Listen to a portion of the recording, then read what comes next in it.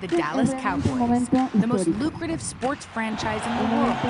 His daughter, Charlotte Jones Anderson, works alongside him as the executive vice president and chief brand officer, the most powerful female in the NFL.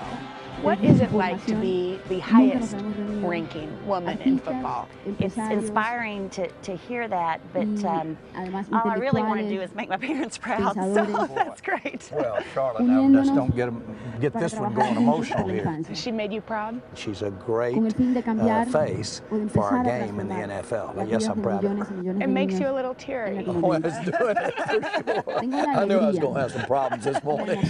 When Jerry Jones bought the Cowboys in 1989, the team was in dire financial straits. Charlotte was a recent graduate of Stanford and working on Capitol Hill. He called me while I was in D.C. and he said, you know, by any chance, do you know what biker shorts are? I said, why do you need to know about biker shorts? He said, well, there's a line of women lined up outside my office that think I'm going to change their iconic uniform of hot pants. Can you come help me out? So I came down to Dallas for that weekend, and while I was there, he asked me to stay. And, you know, I looked at him and I said, well, why do you want me to stay? I don't know anything about running a football business. And he said, that's okay, neither do I. And he said, all I need is someone around me that I can trust. Today, Charlotte is a married mother of 3 children, and she is still by her dad's side. Together, they have managed to turn the once faltering franchise into a business worth an estimated $4 billion. They call it the house that Jerry built, but it's really the house that the Joneses built? Yes, yes. And it's not an exaggeration, it's not a convenient thing to say.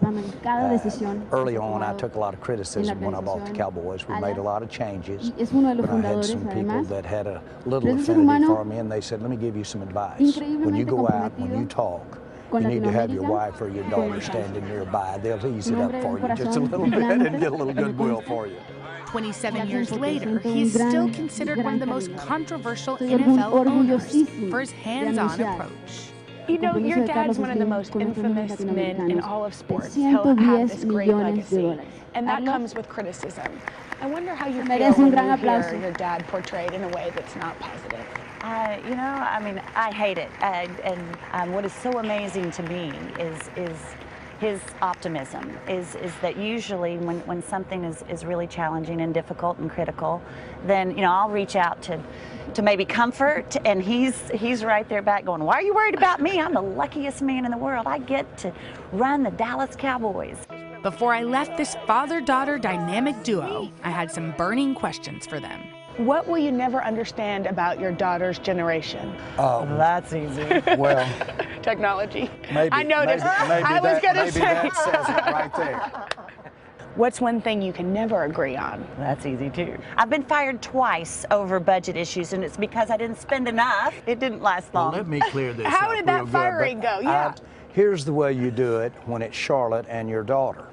Charlotte, am I going to have to get somebody else to do this for me? What's the most important lesson you've ever learned from your family? Well, as it would always go, loyalty. And it's not something that's talked about every day. It's just